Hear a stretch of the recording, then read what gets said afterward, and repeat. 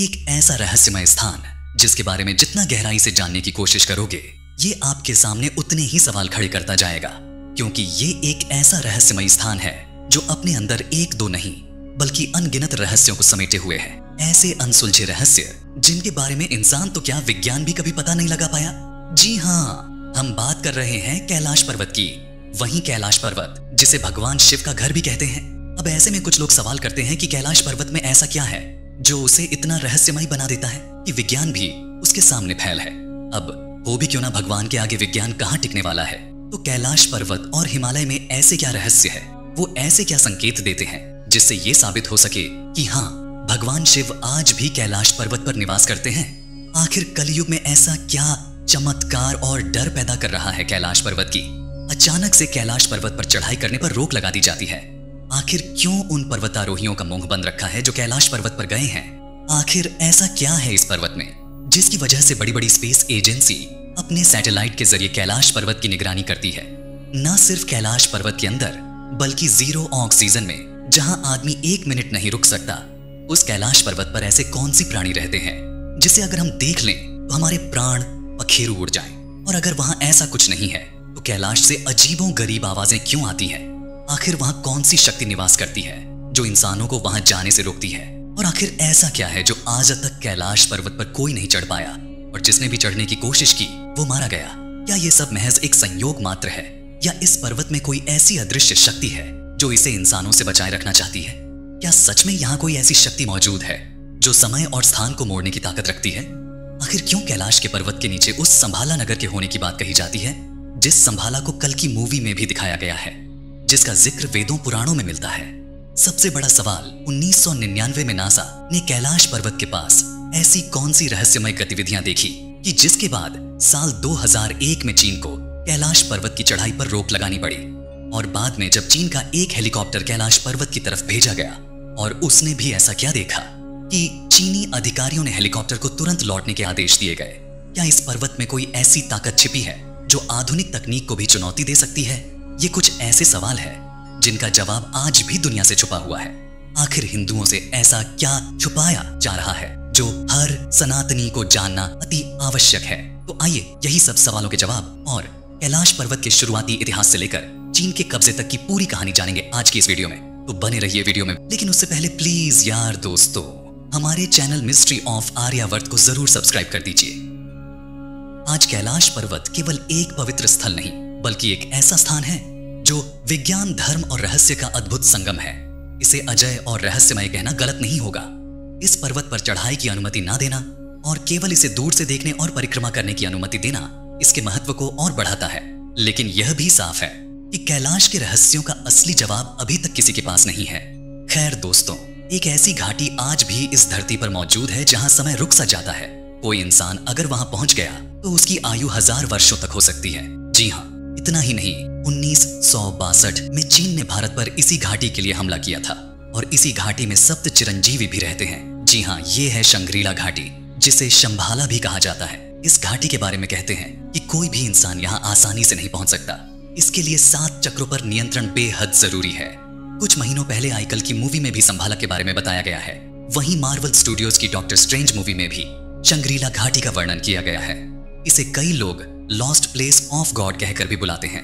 इस घाटी के बारे में कहा जाता है कि ये कैलाश पर्वत के नीचे है और इसी के लिए चीन ने भारत पर कब्जा करने की कोशिश भी की थी। जी हाँ, बात है 1962 की, जब चीन ने भारत पर आक्रमण कर युद्ध का बिगुल बजा दिया था। बहुत से लोगों को लगता है कि चीन संपूर्ण तिब्बत पर अधिकार करना चाहता था और उसी के चलते उसने सन 1962 में अरुणाचल प्रदेश से दवांग मठ के नजदीक हमला किया ताकि वहां के इलाकों पर कब्जा करके उस रहस्य को खोज निकाल सके जिसे हम शंग्रीला घाटी के नाम से जानते हैं। अब ये दावा उस समय चीन के चेयरमैन रह चुके माओ जेडोंग ने किया था, वो भी अपनी किताब कोटेशंस फ्रॉम चेयरमैन माओ त्सोंग के जरिए। ये किताब उन्होंने 1962 युद्ध के ठीक 2 साल बाद पब्लिश की थी, जिसमें उन्होंने हिब्रू ग्रंथों और भारतीय ग्रंथों का रेफरेंस देते हुए लॉस्ट प्लेस ऑफ गॉड यानी शंग्रीला घाटी के बारे में लिखा है, जिससे साफ होता है कि चीन के भारत पर आक्रमण का वास्तविक कारण शंग्रीला घाटी था। हालांकि उस युद्ध में भारत को हार का सामना करना पड़ा था और चीन ने भारत की 72,000 वर्ग मील जगह पर कब्जा भी कर लिया था, जिसमें कि कैलाश पर्वत भी शामिल था। कैलाश पर्वत का महत्व केवल भौगोलिक दृष्टिकोण से नहीं बल्कि धार्मिक और सांस्कृतिक दृष्टिकोण से भी भारत सरकार के लिए अहम था। इस युद्ध के बाद देहरादून के सांसद महावीर त्यागी ने तत्कालीन प्रधानमंत्री जवाहरलाल नेहरू से संसद में एक सवाल किया था कि आपके सामने ही चीन ने हमारी 72 वर्ग मील जमीन पर कब्जा कर लिया, अब आप इसे कब वापस दिला रहे हैं? तो इस पर नेहरू जी का जवाब था कि जो जमीन चली गई वह चली गई। वैसे भी वह जमीन बंजर थी, उस इलाके में घास का तिनका तक नहीं उगता था। इसी विवाद पर महावीर त्यागी ने तीखे अंदाज में यहां तक कह दिया था कि अगर यहां भी कुछ नहीं उगता तो क्या मैं इसे भी कटवा दूं? खैर, कई प्राचीन धार्मिक ग्रंथों में शंभाला को एक गुप्त स्थान के रूप में दर्शाया गया है, लेकिन अब सवाल ये है कि क्या सचमुच कैलाश पर्वत के नीचे शंभाला नगरी है या ये सिर्फ एक पौराणिक कल्पना है? लेकिन आपको बता दें कि इस सवाल का उत्तर देने के लिए कुछ वैज्ञानिकों ने शोध भी किया है। जी हाँ, दरअसल 1999 में नासा के वैज्ञानिकों ने कैलाश पर्वत के आसपास कुछ अजीब गतिविधियां देखी जो उनकी समझ से परे थी। मतलब कुछ ऐसी चीजें जो कैलाश पर्वत के अलावा दुनिया में कहीं नहीं है। मतलब कि उन्होंने इसे एक तरह से किसी अलौकिक शक्ति होने का संकेत दिया था। सिर्फ इतना ही नहीं, रूस के एक वैज्ञानिक एयरनेस्ट मुल्दाशिफ और उनकी टीम ने भी कैलाश पर्वत की गहराई में जाने के प्रयास किए तो उन्होंने कैलाश पर्वत को एक विशाल ह्यूमन मेड पिरामिड के रूप में देखा, जिसके बाद उन्होंने अपनी पुस्तक where do we come from में इसका उल्लेख करते हुए दावा किया कि रात के समय कैलाश पर्वत से अजीब आवाजें आती हैं। जिसके बाद उन्होंने ये निष्कर्ष निकाला कि इस पर्वत के भीतर छिपी कुछ गहरी और रहस्यमयी चीजें हो सकती हैं जिनसे पूरी दुनिया अनजान है। खैर, तिब्बती भाषा की किताब काल विज्ञान के अनुसार यहाँ भारत के 64 तंत्र योग भारत की प्राचीन विद्याओं सिखाई जाती है। तिब्बती भाषा में लिखी ये किताब तवांग मठ के पुस्तकालय में आज भी मौजूद है, जिसमें लिखा है कि दुनिया की हर चीज देश, काल, नियति से बंधी हुई है, लेकिन इस घाटी में काल यानी कि समय का कोई असर ही नहीं है। वहीं तिब्बत के बौद्धों का मानना है कि जब दुनिया में आखिरी विश्व युद्ध होगा तो संभाला का 25वां शासक इस धरती को बचाने आएगा। कहा जाता है कि यहाँ जमीन नहीं है, सिर्फ स्वर्ग जैसा माहौल है, यानी कि एक ऐसा दरवाजा जो अदृश्य है और ये जगह किसी खास धर्म या संस्कृति की नहीं है। जो काबिल होता है वो इसे ढूंढ सकता है और ढूंढने के बाद जैसे ही इसमें प्रवेश करता है वो एक अलग ही दुनिया में पहुंच जाता है। इस घाटी में सैकड़ों, लाखों, हजारों की संख्या में उच्च कोटि के योगी, साधक और सिद्ध तपस्वी रहते हैं। वहां हमारे इस 3 आयामों वाले संसार की तरह समय की गति तेज नहीं है, बल्कि समय बेहद ही स्लो है। वहां पहुंच जाने वाला व्यक्ति हजारों सालों तक वैसा का वैसा ही बना रहता है, एकदम जवान, स्वस्थ और बलशाली। बहुत से विद्वानों का तो ये भी मानना है कि शंग्रीला घाटी में कोई और नहीं बल्कि नागा साधु भी रहते हैं। जब कुंभ मेले की शुरुआत होती है तो सैकड़ों की तादाद में आपको नागा साधु दिख जाएंगे, लेकिन जैसे ही कुंभ मेला खत्म होता है वो सभी नागा साधु अचानक ही धीरे धीरे गायब होने लग जाते हैं। वो कहीं और नहीं बल्कि हिमालय में ही स्थित इस शंग्रीला घाटी में जाकर निवास करते हैं। इसके अलावा तंत्र मंत्र के कई जाने माने साधकों ने अपनी किताबों के जरिए इस शंग्रीला घाटी के बारे में वर्णन किया हुआ है। जैसे जाने माने तंत्र साहित्य के लेखक और विद्वान अरुण कुमार शर्मा ने भी अपनी किताब तिब्बत की वो रहस्यमय घाटी में इस जगह का विस्तार से जिक्र किया है। उन्होंने अपनी किताब में इसके बारे में लिखते हुए कहा कि दुनिया में कुछ ही ऐसी जगह मौजूद हैं जो भूहीनता और वायु शून्यता वाली हैं। ये जगह वायुमंडल के चौथे आयाम से प्रभावित होती है और शंग्रीला घाटी उनमें से एक है। उसे ईश्वर का घर कहना गलत नहीं होगा, क्योंकि इन जगहों पर जाकर वस्तु या व्यक्ति का अस्तित्व दुनिया से गायब हो जाता है। शंग्रीला घाटी का जिक्र ब्रिटिश ऑथर जेम्स हेल्टन ने भी अपनी किताब lost horizon about the lost kingdom of Shangrila में भी किया है। वहीं दोस्तों, हमारे वेदों, पुराणों, महाभारत और रामायण में भी इस शंग्रीला घाटी का वर्णन किया गया है, जिसे सिद्ध आश्रम के तौर पर संबोधित किया गया है। कहते हैं इसी सिद्ध आश्रम में सप्त चिरंजीवी भी निवास करते हैं और यही भगवान कल की अपना जन्म लेंगे और उसके बाद उनकी शिक्षा और दीक्षा का कार्य स्वयं भगवान परशुराम ही करेंगे। हो ना हो, शंग्रीला घाटी का रहस्य आज भी हमारे इतिहास को हमारे सामने रखता है। जब भगवान और मनुष्य धरती पर एक साथ निवास करते थे, आज भी बहुत से ऐसे रहस्यमय ज्ञानी विद्वान व्यक्ति मौजूद हैं जो इस घाटी तक कभी ना कभी पहुंचे जरूर होंगे। खैर, इस रहस्य को सुलझाने की कोशिशें जारी हैं और एक बार जब चीन ने अपने हेलीकॉप्टरों को इस क्षेत्र में भेजने का प्रयास किया तो वहां पहुंचना हेलीकॉप्टर के लिए खतरे की घंटी बन गया। दरअसल जब हेलीकॉप्टर वहां पहुंचे तो नेविगेशन सिस्टम ने ऊंचाई पर काम करना बंद कर दिया और जब हेलीकॉप्टर थोड़े ऊपर गए तो अचानक मौसम का मिजाज बदल गया। तेज बर्फबारी होने लगी, आसमान में ऐसे बिजली चमकने लगी जैसे कि यहाँ कोई है और उनसे कह रहा हो कि यहाँ मत आओ। हेलीकॉप्टर के इंजन खराब होने लगे, जिसके चलते हेलीकॉप्टर का संतुलन इतना बिगड़ गया जिसके चलते पायलटों को हेलीकॉप्टरों को तुरंत लौटने का निर्णय लेना पड़ा। शोधकर्ताओं और आध्यात्मिक मान्यताओं के अनुसार कैलाश पर्वत एक ऊर्जामय स्थान है जिसे बाहर दुनिया से बचाने के लिए एक अदृश्य शक्ति इसका बचाव करती है। इन दावों को कुछ तीर्थ यात्रियों ने भी प्रमाणित किया है जिन्होंने यहाँ असामान्य ऊर्जा का अनुभव किया। यही कारण है कि स्थानीय और वैश्विक धार्मिक समुदायों की मान्यताओं के चलते कैलाश पर्वत को लेकर किसी भी वैज्ञानिक या सैन्य गतिविधि को धार्मिक रूप से अनुचित माना गया है। कैलाश पर्वत पर हेलीकॉप्टर मिशन की विफलता न केवल तकनीकी और पर्यावरणीय चुनौतियों का नतीजा थी, इससे यह भी साबित होता है कि न सिर्फ इंसान बल्कि मशीन भी इस रहस्यमय स्थान तक नहीं पहुंच सकती। इससे यह भी साबित होता है कि इस अद्वितीय पर्वत के साथ जुड़ी अलौकिक कहानियों और तथ्यों के बारे में हमारी समझ अब भी अधूरी है। इतना ही नहीं, लोग तो यहां तक मानते हैं कि कैलाश पर्वत का क्षेत्र किसी प्राचीन तकनीकी ऊर्जा का स्रोत हो सकता है जो एलियन से संबंधित है। अब जरा आप खुद सोचिए कि आखिर किसी ने कुछ ना कुछ तो देखा ही होगा, तभी तो ऐसा दावा किया जा सकता है। तो इसका जवाब है हाँ, कैलाश के आसपास कई तीर्थ यात्रियों और पर्वतारोहियों ने अजीब घटनाएं देखी हैं। जी हाँ, कई पर्वतारोहियों ने कैलाश पर्वत के आसपास के क्षेत्र में उनकी तकनीकी उपकरणों में गड़बड़ी पाई है, जैसे कि जीपीएस सिग्नल का कटना। यह घटनाएं कैलाश पर्वत को न केवल आध्यात्मिक बल्कि वैज्ञानिक दृष्टिकोण से भी एक रहस्यमय स्थान बना देती है। इस घटना के पीछे कुछ गहरी सच्चाई हो सकती है जो अभी तक हमारे समझ से बाहर है। क्या यह पर्वत सच में कुछ ऐसा छुपाए हुए है जिसे आधुनिक विज्ञान और तकनीक भी ना समझ पाए? तो इसका जवाब आज भी एक रहस्य बना हुआ है। खैर, वो हिमालय है, उसमें सिर्फ इतने ही रहस्य नहीं है बल्कि और भी ऐसे रहस्य है जो आपके पैरों तले जमीन हिला देंगे। जी हाँ, वैसे तो कैलाश पर्वत और हिमालय के बर्फीले इलाकों में यति या हिम मानव के बारे में कई कहानियां प्रचलित हैं जो प्राचीन काल से ही चली आ रही है। यति या हिम मानव एक ऐसा विशाल घने बालों वाला प्राणी जो हमेशा से रहस्यमय और डरावने अनुभवों का कारण रहा है।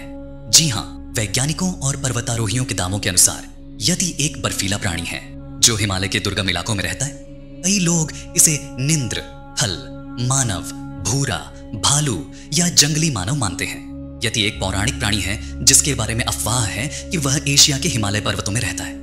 यह एक बड़ा बालों वाला बंदर जैसा द्विपाद प्राणी है जो लगभग 6 फीट लंबा होता है। रूस, चीन और नेपाल के हिमालय पर्वतों में दर्जनों अभियान चलाए जा चुके हैं, फिर भी इस प्राणी के अस्तित्व के दावों को पुष्ट करने के लिए कभी कोई सबूत नहीं मिला है। यति एक क्रिप्टिड है या एक ऐसा जानवर है जिसके बारे में कुछ लोगों का मानना है कि वह दुनिया में मौजूद है, लेकिन विज्ञान द्वारा मान्यता प्राप्त नहीं है। किंवदंतियों के अनुसार सिकंदर महान ने एक बार यति को देखने की मांग की थी, लेकिन स्थानीय लोगों ने उसे बताया कि प्राणी इतनी कम ऊंचाई पर जीवित नहीं रह सकता। कहा जाता है कि यह द्विपाद है, जिसका अर्थ है कि यह मनुष्य की तरह 2 पैरों पर सीधा चलता है, हालांकि इसकी शक्ल बंदर जैसी है। हिमालयन यति जीव की पहली आधिकारिक झलक 1832 में दर्ज की गई थी, जब journal on of the Asiatic society of Bengal ने ब्रिटिश ट्रेकर BH हॉजरसन की रिपोर्ट प्रकाशित की थी, जिन्हें लगा कि उन्होंने एक ओरंगुटान देखा है। उन्होंने बताया कि यह जीव लंबे काले बालों से ढका हुआ था। फिर 1951 में एक ब्रिटिश पर्वतारोही एरिक शिफ्टन ने कैलाश पर्वत के पास यति के पैरों के विशाल निशान देखे थे, जिनका आकार किसी अन्य जानवर के पैरों से मेल नहीं खाता था। सिर्फ इतना ही नहीं, 1970 के दशक में एक और पर्वतारोही जोसेफ वुडल ने यति के एक फोटो खींचने का दावा किया था, जिसमें एक रहस्यमय आकृति बर्फीले इलाके में दिखी थी। इस तस्वीर को यति फुटप्रिंट नाम दिया गया था। 1950 में मशहूर अमेरिकी वैज्ञानिक डेविड एंड्रूज ने कैलाश पर्वत के पास ऐसी अजीब घटनाओं को दर्ज किया था जिन्हें सामान्य विज्ञान से समझाना मुश्किल था। इन तथ्यों और घटनाओं के बावजूद हिमालय वासियों की मान्यता है कि यति एक पवित्र और शक्तिशाली प्राणी है जो कैलाश पर्वत की रक्षा करता है, और वहीं स्थानीय लोग इसे एक दिव्य प्राणी मानते हैं जो इंसानों से दूरी बनाए रखता है और दुर्लभ रूप से दिखाई देता है। खैर, विज्ञान के मुताबिक यति के अस्तित्व का कोई ठोस प्रमाण तो नहीं पाया है, लेकिन यति का अस्तित्व इस धरती के कुछ ऐसे रहस्यों को दर्शाता है जिन्हें हम आज भी पूरी तरह से समझ नहीं पाए हैं। खैर, कैलाश पर्वत के रहस्य यहीं खत्म नहीं होते हैं। वहां कुछ ऐसा भी है जिससे आज भी पूरी दुनिया अनजान है। जी हाँ, इस पर्वत को बहुत से लोग एलियंस से भी जोड़ते हैं और इसके पीछे कई दिलचस्प दावे भी किए गए हैं। अब ऐसा इसलिए क्योंकि आपने देखा होगा कि कैलाश पर्वत की संरचना बिल्कुल पिरामिड की तरह है, जिसके चारों ओर नुकीला और ऊपर से बिल्कुल समतल। वैज्ञानिकों के लिए भी यह एक रहस्य से कम नहीं है, क्योंकि इसकी डिजाइन इतनी सटीक और अनोखी है जिसे देखकर ऐसा लगता है कि क्या यह सच में प्राकृतिक है या फिर इसे किसी प्राचीन सभ्यता द्वारा बनाया गया था। तो वहीं कुछ लोग मानते हैं कि कैलाश पर्वत को एलियंस ने उनकी तकनीक से बनाया था। अब आप सोच रहे होंगे, जब किसी ने कुछ देखा ही नहीं तो कोई भी अपने मन से कुछ भी फेंक रहा है, लेकिन ऐसा नहीं है। दरअसल कैलाश के आसपास कई तीर्थ यात्रियों और पर्वतारोहियों ने अजीब घटनाएं देखी हैं। जैसे 1950 और 1907 में कुछ यात्रियों ने कैलाश पर्वत के आसपास आकाश में अज्ञात उड़न वस्तुएं यानी यूएफओ देखे थे। डॉक्टर आर के बेदी की किताब द कैलाश पिलग्रिम जो में यह कहा गया है कि कैलाश पर्वत एक अंतरिक्ष जीव पोर्टल है और एलियंस का यहाँ आना जाना लगा रहता है। उनका मानना था कि यह स्थान प्राचीन ऊर्जा का स्रोत है और एलियंस इसके माध्यम से ही हमारे ग्रह से संपर्क करते हैं। एक तो नाम मात्र है जनाब, ऐसे कई उदाहरण हैं जिन्हें मैं बताने लग जाऊं तो मेरा यह वीडियो 2-3 दिन लंबा हो जाएगा। खैर, कैलाश पर्वत को लेकर कई अजीब घटनाएं और दावे हैं जिसे नजरअंदाज नहीं किया जा सकता। लेकिन क्या हम कभी पूरी तरह से यह समझ पाएंगे कि कैलाश पर्वत में असल में क्या है? यह सवाल अभी भी अनसुलझा है। कैलाश पर्वत का धार्मिक महत्व किसी भी साधारण स्थान से कहीं बढ़कर है। इसकी विशाल चोटी और शांत वातावरण हर व्यक्ति के दिल में सनसनाहट पैदा करता है। वहीं हिंदू धर्म में इसे भगवान शिव और माता पार्वती का दिव्य निवास स्थान माना जाता है। एक ऐसा स्थान जहां भगवान शिव ध्यान मग्न रहते हैं और यहीं से अपनी ऊर्जा से पूरी सृष्टि को शक्ति प्रदान करते हैं। कैलाश पर्वत इतना भव्य और दिव्य है कि यहाँ की पवित्रता और दिव्यता का एहसास आपको इसके करीब जाने से पहले ही होने लगता है। लोगों का मानना है कि कैलाश पर्वत की परिक्रमा करने से ही उनके पापों का नाश हो जाता है और उन्हें मोक्ष की प्राप्ति होती है। कैलाश पर्वत यात्रा पर गए तीर्थ यात्री बताते हैं कि जैसे ही वे कैलाश के नजदीक पहुंचते हैं उन्हें एक अद्भुत शांति और ऊर्जा का अनुभव होता है। यह अनुभव शब्दों से परे है, यानी ऐसा अनुभव जो एक आत्मा से आत्मा का संवाद है। यह पर्वत हर उस व्यक्ति को कुछ ना कुछ सिखाता है जो इसे देखने आता है। शायद इसीलिए कैलाश का महत्व केवल पवित्रता से नहीं बल्कि इंसान के आत्मिक विकास से भी जुड़ा हुआ है। हिंदू धर्म में कैलाश मानसरोवर यात्रा का बेहद खास महत्व है। कैलाश मानसरोवर यात्रा पर गए सभी श्रद्धालु दूर से ही कैलाश पर्वत के दर्शन कर शिव जी के चरण छूते हैं। माना जाता है कि जो कैलाश आकर शिव के दर्शन करता है उसके लिए मोक्ष का रास्ता खुल जाता है। यदि आप कैलाश पर्वत या मानसरोवर झील के क्षेत्र में जाएंगे तो आपको निरंतर एक आवाज सुनाई देगी, जैसे कि कहीं आसपास में एरोप्लेन उड़ रहा हो। लेकिन ध्यान से सुनने पर यह आवाज डमरू या ओम की ध्वनि जैसी होती है। इस आवाज के रहस्य से वैज्ञानिक भी आज तक पर्दा नहीं उठा पाए हैं। कैलाश के दक्षिण में सूर्य जैसी संरचना वाला ब्रह्मताल है, जिसके दर्शन करने दुनिया भर से श्रद्धालु यहाँ आते हैं। वहीं इससे 1 किलोमीटर की दूरी पर एक राक्षस ताल है जहाँ कोई नहीं जाता है। ब्रह्मताल का पानी मीठा है जबकि राक्षस ताल का पानी खारा है। माना जाता है कि ब्रह्मताल सकारात्मक ऊर्जा का केंद्र है जबकि राक्षस ताल नकारात्मक ऊर्जा का केंद्र है। इसके अलावा दावा किया जाता है कि कई बार कैलाश पर्वत पर 7 तरह की लाइटें आसमान में चमकती हुई देखी गई हैं। इन चमकती लाइट से वैज्ञानिक भी आश्चर्य में है। माना जाता है कि जब कैलाश पर्वत की बर्फ पिघलती है तो पूरे क्षेत्र में डमरू की आवाज सुनाई देती है। हिमालय की गोद में बसा कैलाश पर्वत अपने अंदर कई अजीब तरह के रहस्यों को समेटे हुए है। यही वजह है कि आज तक दुनिया का कोई पर्वतारोही कैलाश के शिखर तक नहीं पहुंच पाया है। जी हाँ, कैलाश पर्वत की ऊंचाई 6600 मीटर से अधिक है, जो कि दुनिया के सबसे ऊंचे पर्वत माउंट एवरेस्ट से लगभग 2200 मीटर कम है। बावजूद इसके माउंट एवरेस्ट पर अब तक 7000 से अधिक लोग चढ़ाई कर चुके हैं। लेकिन कैलाश पर्वत अब भी अजेय है, यानी तमाम कोशिशों के बाद भी अभी तक कोई भी कैलाश पर्वत पर नहीं चढ़ सका है। कहा जाता है कि कैलाश पर्वत 6 पर्वत श्रृंखलाओं के बीच कमल के फूल जैसा दिखता है और ध्यान देखने पर यह पर्वत शिव जी के मुंह जैसा दिखाई देता है। स्थानीय लोगों द्वारा बताया जाता है कि यहाँ आज भी भगवान शिव के होने का एहसास होता है। बर्फ से ढके इस पर्वत पर जब सूर्य की किरणें पड़ती हैं, तब यह पर्वत सोने की तरह चमक उठता है। तब ऐसा प्रतीत होता है मानो कैलाश ही सत्य है और सत्य ही शिव। कैलाश पर्वत पर होने वाली विचित्र घटनाएं इस बात का प्रमाण है कि वहां आज भी भगवान शिव निवास करते हैं और बगैर उनकी मर्जी के कोई उनके स्थान पर पहुंच जाए, ऐसा उन्हें मंजूर नहीं। वैसे दोस्तों, मेरा मानना है कि कैलाश पर्वत पर शिव जी नहीं बल्कि कैलाश पर्वत ही शिव है और शिव ही सत्य है, शिव ही सनातन है, शिव ही पुरातन है। कैलाश पर्वत के बारे में हमारी ये प्रस्तुति आपको कैसी लगी?